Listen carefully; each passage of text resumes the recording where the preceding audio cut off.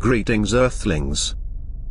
As the population of a species exponentially becomes larger, the management of sustenance becomes an important problem to maintain. Ecosystems are complex arrangements with many mechanisms at play, that all help to sustain the whole. All of the animals and plants within a given environment are in a sort of macro-symbiosis. Animals are able to retrieve nutrition from plants while also pollinating and dispersing seeds. This ensures survival in both the plant and animal kingdoms in a symbiotic way. When a species becomes the top of the food chain of a planet, they may manage a vast array of small ecosystems to produce certain plants for their own consumption. Those plants may be reliant on other entities such as insects, when it comes to initiating the reproduction process. If the insect population diminishes, the crops will not be able to produce their dissemination mechanisms, that humans recognize as fruit. This will not only lead to the demise of the insects, but also to the demise of the plants that relied on them.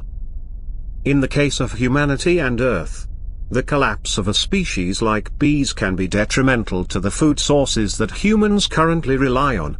Bee pollination plays a key role in the reproduction of fruits such as apples, blueberries and countless more. The demise of bees could cause a major collapse in your species' agricultural systems. With an ever-growing population, the loss of such systems can destroy a society. Although, a species who is adequately advanced technologically could consider building micro or nano-robots that could replace an entire biological species' interactions with an ecosystem. Whole ecosystems can be managed and maintained using a synthetic replacement for an extinct biological entity.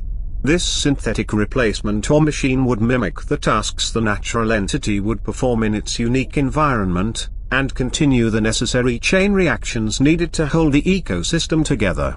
All other remaining organic life will now be able to continue and sustain their existences, due to a synthetic entity reinforcing the natural ecosystems that they so heavily depend on.